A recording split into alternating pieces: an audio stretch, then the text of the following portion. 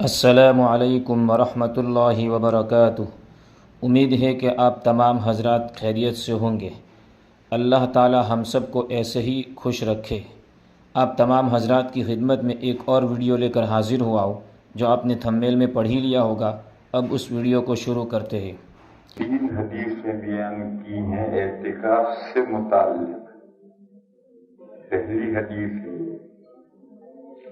کان رسول اللہ صلی اللہ علیہ وسلم یعتکف العشر الاواخر من رمضان۔ نبی کریم صلی اللہ تعالی علیہ وسلم کا معمول تھا رمضان کے آخری 10 دنوں کے اعتکاف کرنے، یعنی ہر رمضان میں آخری 10 دنوں کا حضور اعتکاف کرتے ہی تھے۔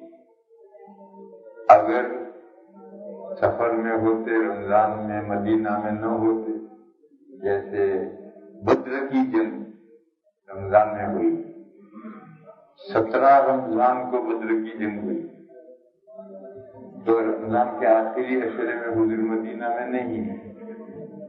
یہ جیسے مکہ مکرمہ فتح ہوا ہے، رمضان میں فتح ہوا ہے، تو اب اس موقع پر حضور مدینہ میں نہیں ہے، تو پھر ایسے موقع پر حضور یہ کرتے تھے کہ سفر سے جب لوٹتے تھے تو شوال میں تشریف لا کر 10 دن کا اعتکاف کرتے۔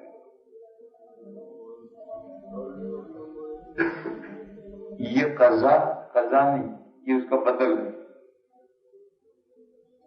قضا اور بدل میں کیا فرق ہے؟ شرعاً جس چیز کا کرنا ضروری ہو وہ قضا ہے، اور شرعاً ضروری نہیں، کرو تو بھی ٹھیک ہے، نہ کرو تو بھی ٹھیک ہے۔ باقی شریعت پسند یہ کرتی ہے کہ کیا جائے، تو یہ اس کا بدل ہے، قضا نہیں۔ کسی کے ذکر نہیں پڑھے رات اس نے، لازمن پڑھنے ہیں اسے، یہ جو لازمن پڑھے گا یہ قضا ہے۔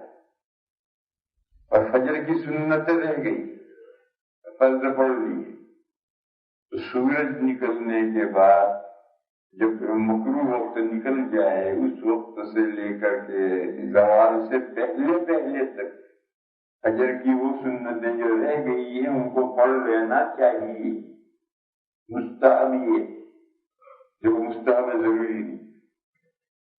لہذا اب یہ جو 2 رکعتیں پڑھے گا یہ ان سنتوں کی قضا نہیں ہے، یہ اس کا بدل ہے، الٹرنیٹو ہے۔ یہ دونوں میں فرق ہے، قضا میں اور بدل میں یہ فرق ہے۔ یا جیسے رات کو ایک شخص کا تہجد کا معمول تھا، ایک دن نہیں اٹھ سکتا، تو پھر حضور پاک صلی اللہ تعالی علیہ وسلم کا معمول یہ تھا کہ سورج نکلنے کے بعد، مکروہ وقت نکلنے کے بعد، زوال سے پہلے تک حضور 12 رکعتیں پڑھتے تھے۔ معمول تہجد 8 رکعتیں پڑھنے کا تھا، وہ چھوٹ جاتے تھے تو اس معمول کو ڈیورا کیا جاتا تھا، 12 رکعتیں حضور پڑھتے۔ یہ ذہن میں رہنا چاہیے کہ حضور کی وتر کبھی قضا نہیں ہوئی، کبھی حضور کو تہجد نہیں پڑھنا ہوتا تھا، سفر میں تھکے ہوئے ہیں، موقع نہیں ہے، تو پھر حضور وتر شروع ہی میں پڑھ لیتے، رات کے شروع ہی میں۔ بہرحال وتر کبھی قضا نہیں ہوئی۔ تو اب جب 12 رکعت پڑھتے ہیں، 13 نہیں، اور یہ 12 اس 8 کا ڈیورا ہے۔ یہ 8 کا ڈیورا کیوں کیا گیا ہے؟ رات میں تہجد میں قرات حضور بہت لمبی کرتے تھے، اور دن میں نفلوں میں لمبی قرات کرنے کا حضور کا معمول نہیں تھا۔ تو اب دن میں نفلیں پڑھنی مختصر، تو اگر تعداد کے اعتبار سے دن کی یہ نفلیں اور تہجد کی برابر ہوں تو کیفیت کے اعتبار سے برابر نہیں ہوں گی۔ وہ رات کی 8 تو بہت لمبی، دن کی 8 ذرا سی ہیں، تو پھر حضور کیفیت کے بجائے اس کی کمیت میں اضافہ کر دیتے تھے، ڈیوڑا کر دیتے تھے، تو یہ 12 اور وہ 8 برابر ہو جائے۔ یہ جو 12 یا 8 جو آپ پڑھیں گے یہ تہجد کی قضا نہیں، یہ اس کا بدل ہے۔ کیوں؟ شرعاً یہ ضروری نہیں۔ تو یہ ایک قاعدہ سمجھ لینا چاہیے کہ جس چیز کا جو چیز فوت ہو گئی، ہاتھ سے نکل گئی، اس کا بدل ضروری ہے۔ بدل ضروری ہے تو اس کا نام قضا ہے، اور اگر اس کا بدل ضروری نہیں ہے، مستحب ہے، تو محض بدل ہے۔ تو حضور پاک صلی اللہ تعالی علیہ وسلم جو شوال میں اعتکاف فرمایا کرتے تھے، رمضان کے آخری عشرے میں مدینہ میں نہیں ہوتے تھے، تو شوال میں اس کا بدل کیا کرتے تھے۔ یہ قضا نہیں اس کی، اس کا بدل۔ پھر آخری عشرے کا تو اعتکاف آپ کرتے ہی تھے۔ کبھی حضور نے پورے مہینے کا اعتکاف کیا ہے، مگر ٹکڑے ٹکڑے کر کے کیا ہے۔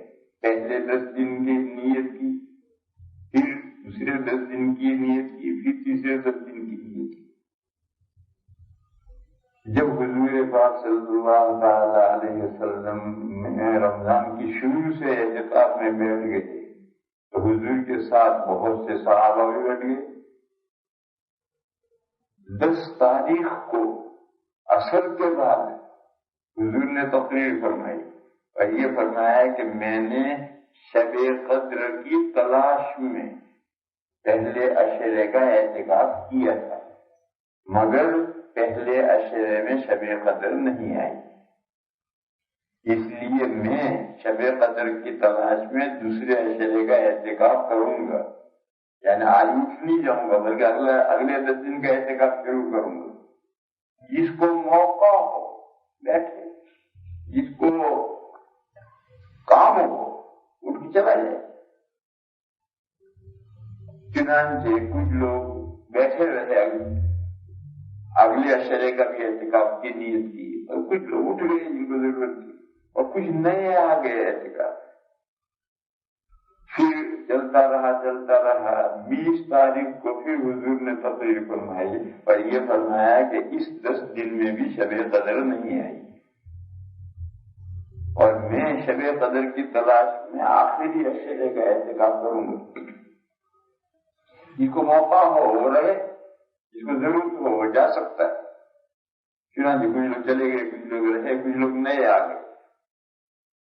آج حضور نے تقریر میں یہ فرمایا ہے، یہ بات بس کو نہیں فرمائی، آج جس کو یہ فرمایا ہے کہ اللہ نے مجھے شب قدر کی علامت بتائی ہے کہ میں اس شب قدر کی صبح میں کیچڑ میں سجدہ کروں گا،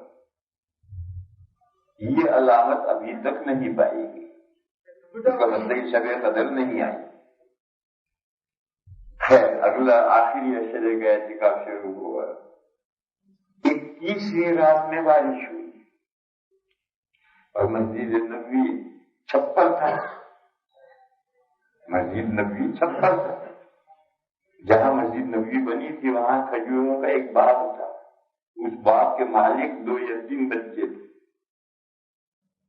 حضور نے یہ جگہ ان یتیم بچوں کے سرپرستوں سے خریدی اور خرید کر یہاں مسجد نبوی بنائی۔ چونکہ پہلے یہاں کھجوروں کا باغ تھا تو کھجوریں جو کاٹی گئی اس کے جو تنے تھے وہ ستون بنے اور اس کے جو پتے تھے وہ چھپر بنے۔ یہ سارا میٹیریل یہیں سے نکلا تھا، کھجوروں کے باغ میں سے۔ تو اب اوپر جو چھپر ہے، کھجوروں کے پتے بچھے ہوئے ہیں، وہ ٹپ کے پانی چوئے، اور جہاں محراب میں جہاں حضور کھڑے رہ کر کے سجدہ فرماتے تھے وہیں پانی چوئے رات میں اندھیرے۔ مسجد نبوی میں حضور کے زمانے میں چراغ نہیں جلا، حضور کی پوری زندگی میں مسجد نبوی میں چراغ جلا ہی نہیں۔ حضرت صدیق اکبر کے زمانے میں بھی چراغ نہیں ہوا، حضرت فاروق اعظم رضی اللہ تعالیٰ عنہ کے دور حکومت میں حضرت تمیم داری نے سب سے پہلے مسجد نبوی میں چراغ روشن کیے. تو حضور کے زمانے میں چراغ تھا ہی، اس زمانے گھروں میں بھی چراغ نہیں ہوتے، وہ ایسے ہی اندھیرے میں چاند کی روشنی میں زندگی رات گزرتی. اور چراغ ہوتے تھے مگر کوئی ایمرجنسی میں جلانا ہو تو اسے استعمال کیا جاتا تھا. عام طور پر بیٹھے بیٹھے گھر میں گپ کرنی ہے تو اس کے لیے چراغ کا تیل کیوں جلایا جائے؟ ہاں کوئی چیز پڑھنی ہو دیکھنی ہو. ایک حدیث میں ہے کہ حضور تبوک سے جو واپس آ رہے تھے یا جا رہے تھے تو ایک صحابی کا انتقال ہو گیا. وہ اپنی سواری پر سے گر پڑے، غالباً اونٹ پر سے بیٹھے بیٹھے سو رہے ہوں گے، گر پڑے. اس اونٹ نے ان کی گردن پر پیر رکھ دیے، مر گئے. تو اس سفر میں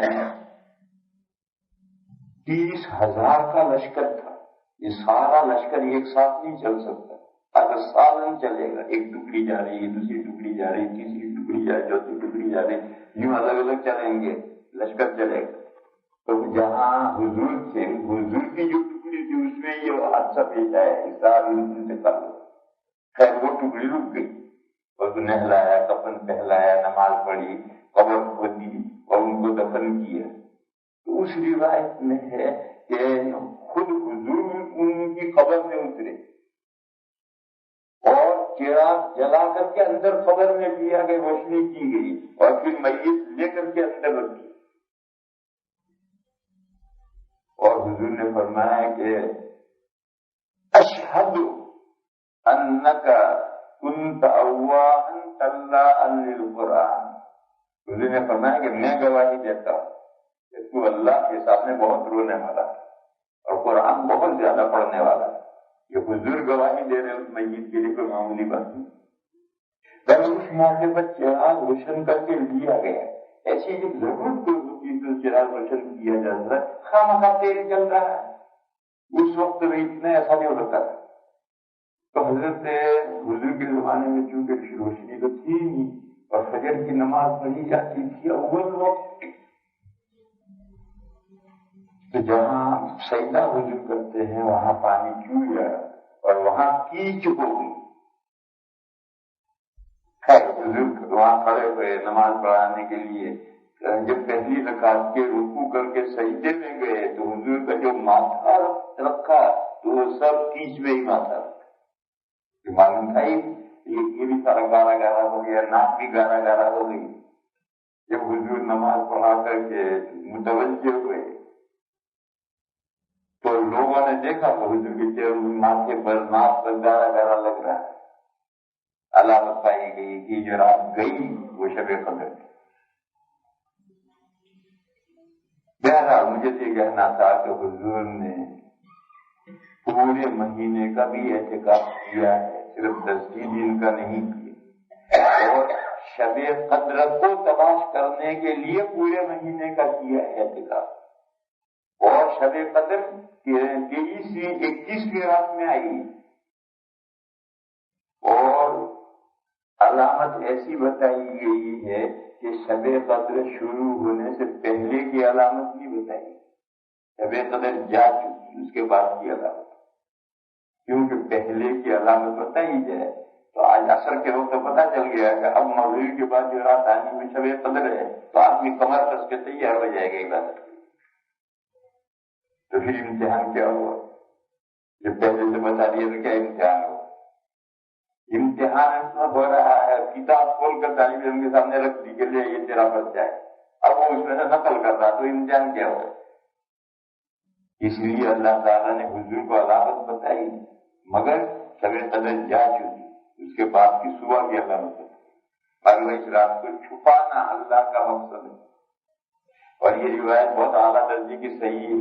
معلوم ہوا کہ شب قدر 27 کے اندر متعین نہیں ہے، جیسا کہ اب لوگوں نے، ساری دنیا کے لوگوں نے طے کر ڈالا کہ 27 کی شب قدر.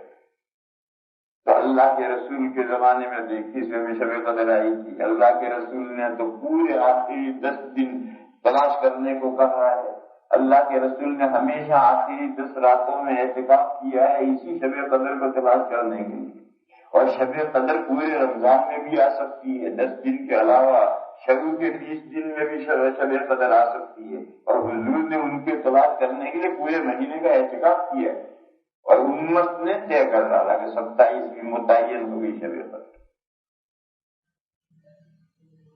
اس لیے میرے بھائیوں یہ تو پورا رمضان یہ راتوں میں عبادت کرو گے تو یقیناً ملے گی شب قدر، اور زیادہ امت آخری 10 دنوں کی، اور 10 دنوں کے آخری 10 دنوں کی ہر رات شب قدر ہو سکتی ہے، اور اسی لیے اس کا اعتکاف حضور پاک صلی اللہ تعالی علیہ وسلم جب اعتکاف کرتے تھے تو حضور اکیلے ہی اعتکاف کرتے تھے، اور حضور کے ساتھ اور بہت سے اعتکاف کرتے تھے، حتیٰ کہ حضور کے زمانے میں تو عورتیں آتی تھی نماز میں، اور عورتوں کا نماز پڑھنے کی الگ جگہ تھی، تو ان کی جو الگ جگہ ہے اس میں عورتیں بھی اعتکاف کرتی ہیں، کہ ان کی نماز پڑھنے کی جگہ ہے اس میں عورتیں بھی اعتکاف کرتی ہیں۔ مگر حضور کے زمانے میں جو چٹائیاں باندھ کر کے حجرہ بنایا جاتا تھا، جیسے یہ حجرے بنائے گئے، یہ صرف حضور کے لیے بنایا جاتا تھا، ہر اعتکاف کرنے والے کے لیے نہیں بنایا جاتا۔ کسی روایت میں یہ نہیں ہے کہ حضور کے ساتھ جو اعتکاف کرتے تھے ان کے لیے بھی حجرہ بنایا جاتا تھا، نہیں، صرف حضور کے لیے حجرہ بنایا جاتا تھا۔ وقت یہ اسی مسجد میں جہاں پہ عبادت کرو، سونے کا وقت تو کہیں بھی سو جاؤ، ان کے لیے کوئی حجرہ نہیں بنتا تھا، صرف حضور کے لیے حجرہ بنتا تھا روایت۔ اور سہارنپور میں حضرت شیخ قدس سرہ کے یہاں میں نے اعتکاف کیے ہیں، 8 سال اعتکاف کیے، بس اس مسجد میں صرف حضرت کے لیے چادریں باندھ کر کے حجرہ بنایا جاتا تھا، باقی پوری مسجد میں 500 700 1000 آدمی اعتکاف کرنے والے ہوتے تھے، کسی کے لیے کچھ نہیں۔ ایک آدمی کو مصلی کے بقدر جگہ ملتی تھی، نماز پڑھو تمہاری جو جگہ ہے پڑھ کے سو جاؤ۔ آج کل جو صورت کئی امت میں رواج چل پڑے ہیں، بہت سی چیزیں اس کی حقیقت گم ہو گئی۔ سب سے پہلا یہ خرابی پیش آئی کہ رمضان کے علاوہ کوئی اعتکاف کرتا ہے، 11 مہینے تو لوگوں کے ذہنوں ہی میں نہیں ہے کہ کوئی اعتکاف بھی کوئی عبادت ہے۔ حالانکہ اعتکاف 2 ہیں۔ حضرت شاہ ولی اللہ صاحب علیہ الرحمٰن حجت اللہ البالغہ میں لکھا ہے کہ روزانہ فجر کی نماز پڑھ کر وہیں مسجد میں رکے رہو سورج نکلنے تک، سورج نکل کر مغرب ختم ہو پھر اشراق کر کے گھر جاؤ، یہ روزانہ کا اعتکاف ہے، چھوٹا اعتکاف، یہ مشروع ہے ہر نیک بندے کے لیے، اسے روزانہ اتنا اعتکاف تو کرنا چاہیے۔ فجر میں آ جائے، جب بھی اللہ موقع دے فجر میں آ جائے، آپ کی اعتکاف کی نیت کر دیں، فجر پڑھے، پھر وہی مسجد میں رہے، جو کچھ اللہ توفیق دے تلاوت کرے، ذکر کرے، اور سورج نکلنے کے بعد اشراق پڑھ کر گھر چلا جائے۔ یہ چھوٹا اعتکاف ہے، روزانہ کا اعتکاف ہے، یہ تو نیکوکاروں کو یہ اعتکاف تو کرنا ہی چاہیے۔ بہرحال یہ اعتکاف تو اللہ کے کچھ بندے ہیں جو یہ اعتکاف کرتے ہیں، رکے رہتے ہیں، اشراق پڑھ کے گھر جاتے ہیں۔ بہرحال یہ بھی ایک اعتکاف ہے، اور اعتکاف کے مقصد سے یہ اتنی دیر روکنے کا حدیث میں حکم ہے۔ دوسرا اعتکاف اس سے بڑا ہے، اس کا کم سے کم 24 گھنٹے روزے کے ساتھ، اور زیادہ سے زیادہ آپ کا جیسا موقع، 2 دن کا رکھ لو، 4 دن کا رکھ لو، 15 دن کا رکھ لو، 10 دن کا رکھ لو۔ حضور تشریف لاتے تھے، رمضان میں اعتکاف نہیں کرتے تھے، شوال میں 10 دن کا اعتکاف کرتے تھے۔ یہ جو اعتکاف ہوگا وہ روزے کے ساتھ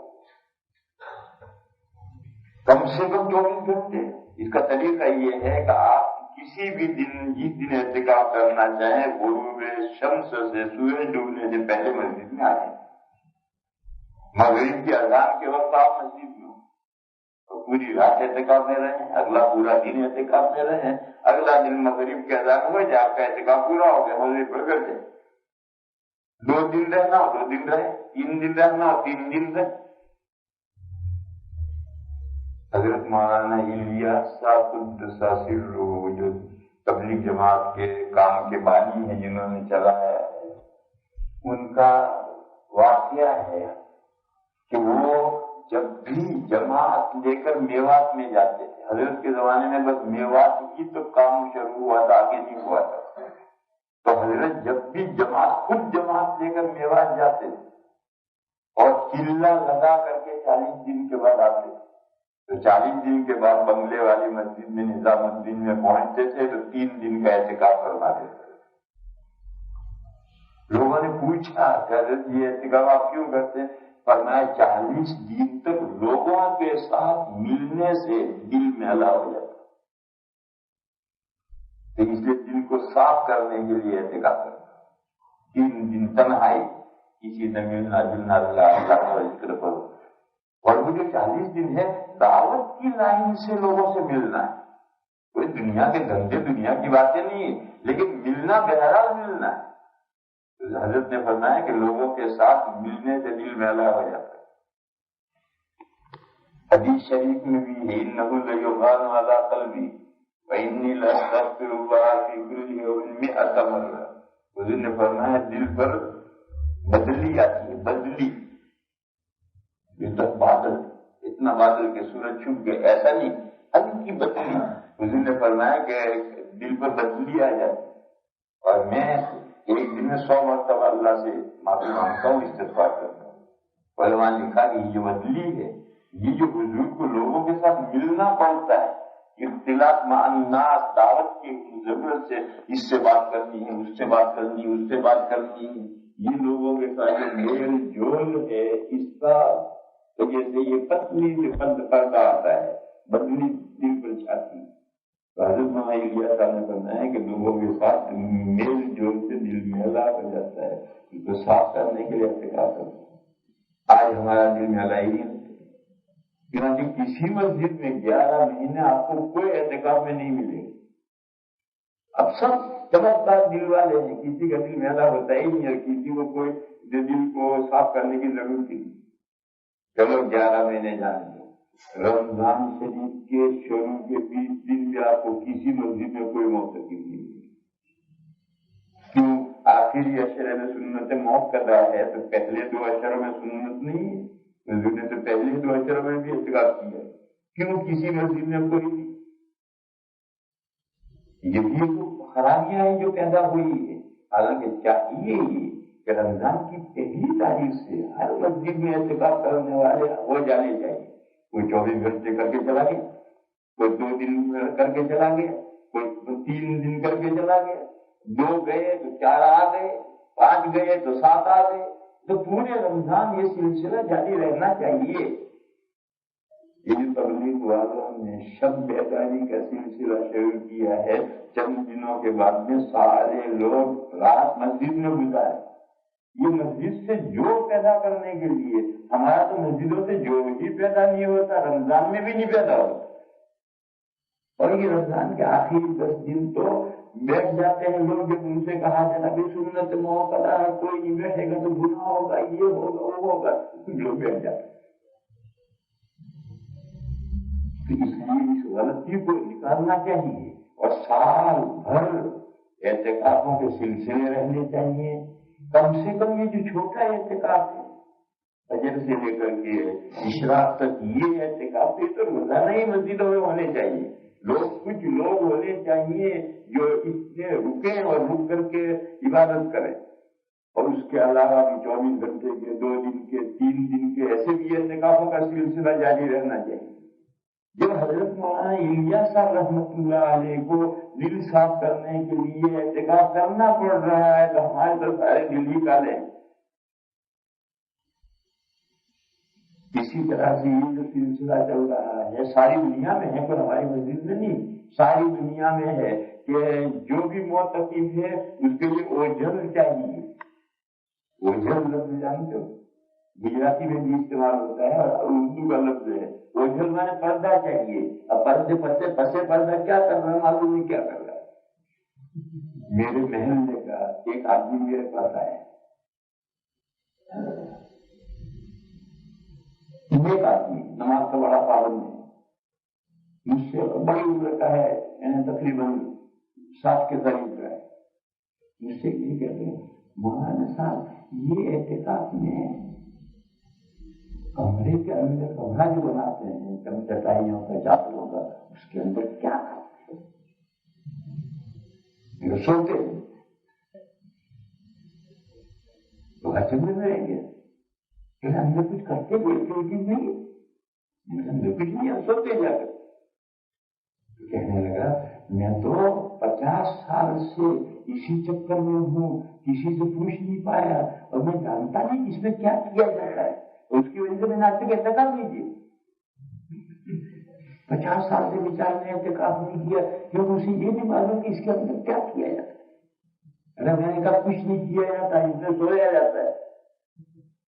چنانچہ اسی رمضان سے اس نے اعتکاف شروع کیا، پورا رمضان اعتکاف میں ہو، اور کوئی چلتا ہوتا کچھ نہیں، کہیں کو سو جاتا بھی جاتا۔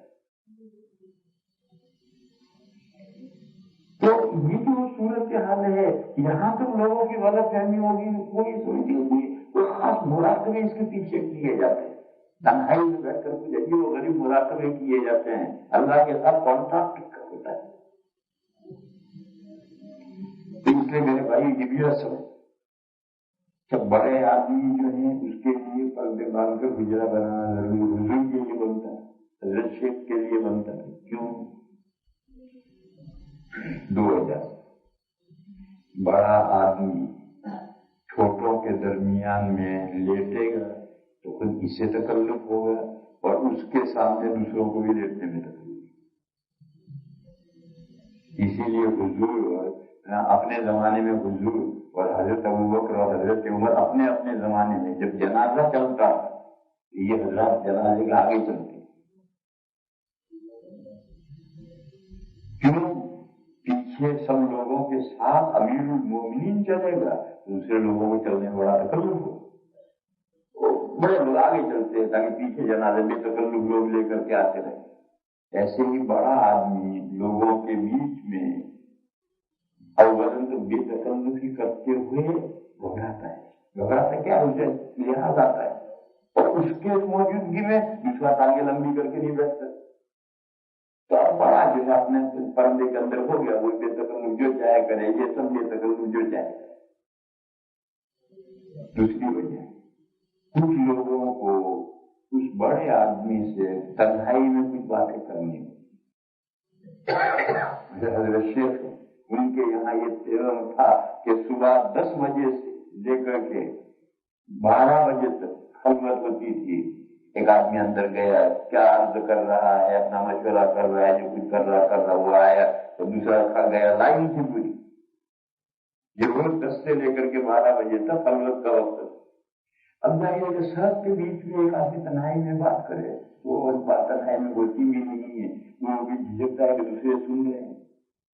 تو حضرت کے یہاں اتنا بڑا جگہ گھیر لی جاتی تھی کہ اندر کوئی بات کرے تو باہر بتائی نہیں چلے گا کیا بات ہو رہی ہے۔ تو یہ بھی ایک مقصد ہے تنہائی میں بزرگ بڑے آدمی کے، لیکن اب ہر آدمی کے لیے کمرہ اور پردہ ہو اور اسے اعتکاف کا گویا لازمی جز بنا لیا جائے اور وہ نہ ہو تو اعتکاف بھی نہ ہو، یہ سب دماغوں کو دھونا چاہیے، صاف کرنا چاہیے۔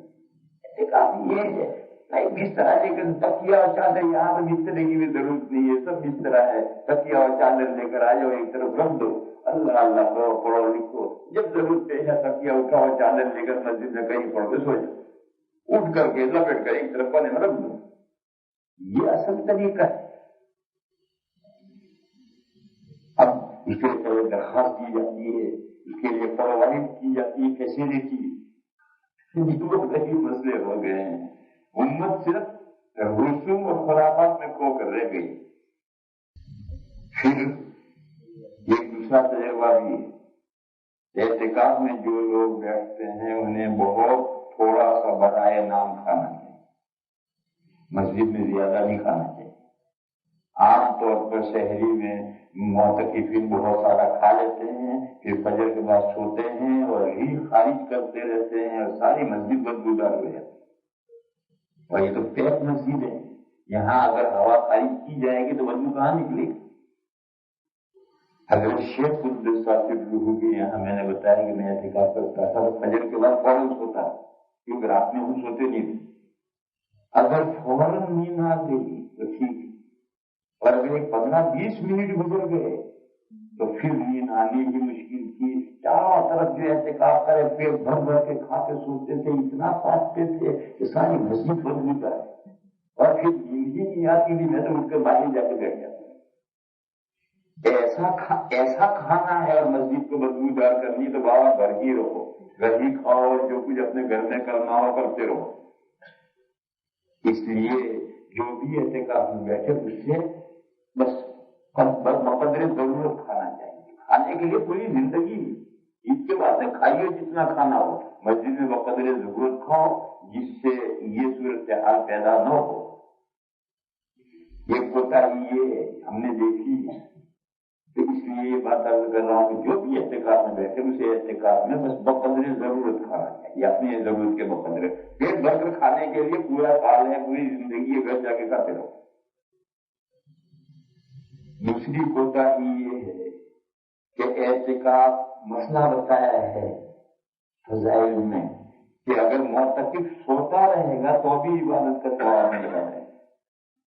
اب معتکفوں نے کہا کہ روٹی ملے یوں تو کھیتی کرے کیوں؟ جب سوتے سوتے بھی عبادت کا ثواب ملتا ہے پڑے ہیں سو رہے، صبح سے دوپہر شام تک، رات پوری رات سوتے ہیں. یعنی اعتکاف کرنے والوں کا فرد سونے میں جاتا ہے. گویا سونے کو گھر نہیں ملتا، اعتکاف میں بیٹھ گئے سارے سوتے ہیں، پورے سال بھر کی سونے کی قضا کر ڈالتے.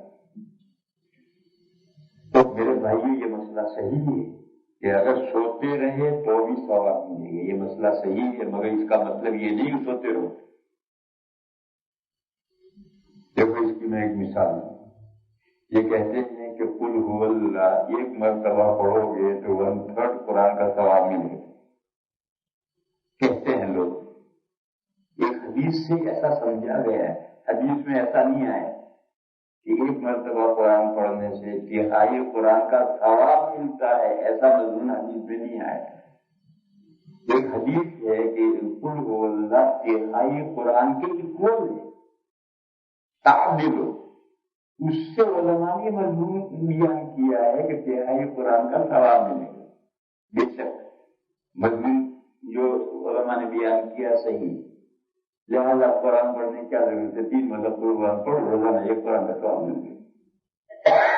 تو یہ قرآن قل هو اللہ پڑھنے سے 1/3 قرآن کا ثواب ملتا ہے. 3 مطلب قل هو اللہ پڑھ لو، پورے قرآن کا ثواب مل گیا. پورا قرآن پڑھنے کی ضرورت ہی کیا ہے؟ تو کیا ایسا کوئی کرتا ہے؟ نہیں کرتا.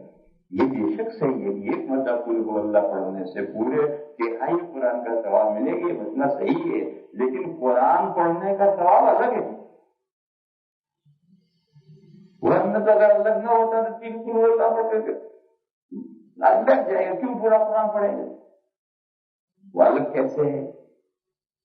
ثواب 2، ایک استحقاقی ایک انعامی. ایک استحقاقی اور ایک انعامی. ہم طالب علموں کے یہاں یہ مثال دیا کرتے ہیں. دوحے میں بعض لوگ اپنی پریشانیوں کے لیے بخاری شریف ختم کرواتے ہیں، تمام طلباء مل کر کے بخاری شریف کو پڑھتے ہیں. پھر جو ختم کرواتا ہے وہ لڈو تقسیم کرواتا ہے. تو اب لڈو ہر طالب علم کو 4 ملتے ہیں مثال کے طور پر. تو وہاں ایک طالب علم ہوتا ہے ترجمان کہلاتا ہے، وہ سب طلباء کے استاد و طالب علموں کے بیچ میں واسطہ ہوتا ہے.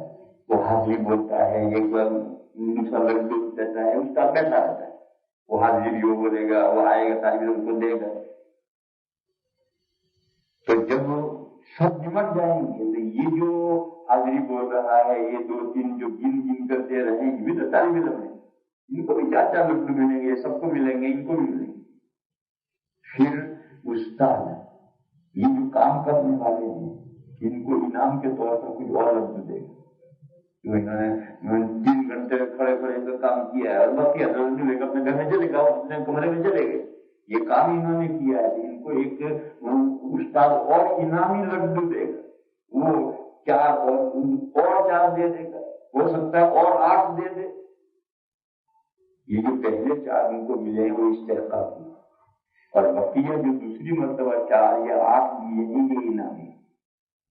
تو اسی طریقے سے ہر عمل کا ایک ثواب تو ہے استحقاقی اور ایک ہے انعامی. جیسے آپ نے ایک نیکی کی، ایک نیکی کا ایک اجر استحقاقی ہے، اور اس کو جو اللہ 10 گنا کر کے دیتے ہیں یہ انعامی ہے. تو یہ جو قل هو اللہ پڑھنے سے 1/3 قرآن کا ثواب ملے گا، اس میں قل هو اللہ کا تو انعامی ہے اور 1/3 قرآن کا استحقاقی ہے. وہ استحقاقی اور یہ انعامی ایکول ہے. لیکن اگر آپ 1/3 قرآن پڑھیں تو اس کا استحقاقی اور انعامی دونوں مل کر وہ تو کہیں سے کہیں پہنچ جائے. اس لیے کوئی مسلمان 3 مرتبہ قل هو اللہ پڑھنے پر اکتفا نہیں کرتا ہے. قل هو اللہ ضرور پڑھتا ہے اور اپنے قرآن بھی پڑھتا ہے. اسی طریقے سے سوتے رہنے سے معتکف کو ثواب ملتا ہے، مگر یہ استحقاقی اور کچھ کرے گا، تلاوت کرے گا، نماز نفل پڑھے گا، ذکر کرے گا، فکر کرے گا، تو اس کا جو انعامی ثواب ملے گا وہ انعامی ثواب تو کہیں سے کہیں پہنچے گا. تو اس لیے کچھ لوگوں کے خیال میں رہتا ہے کہ جب سوتے سوتے بھی ثواب ملتا ہے، سوتے رہو، ثواب تو جاری ہے. وہ ثواب جاری ہے، یہ انعامی استحقاقی ثواب عبادتوں کا، وہ تو عبادتیں کرو گے تب ملے گا. لہٰذا اعتکاف میں کم سے کم کھانا چاہیے، حسب ضرورت کھانا چاہیے. پیٹ بھر کھانے کے لیے پوری زندگی ہے گھر میں کھاتے رہو، اور جب کم کھاؤ گے تو نیند بھی کم آئے گی. نیند ایسے ہی مزید ویڈیو دیکھنے کے لیے آپ ہمارے چینل نورانی باتیں کو لائک کریں، سبسکرائب کریں، تاکہ ویڈیو اپلوڈ ہوتے ہی سب سے پہلے نوٹیفیکیشن آپ کو مل جاوے، اور اس ویڈیو کو شیئر کرنا بالکل نہ بھولیں.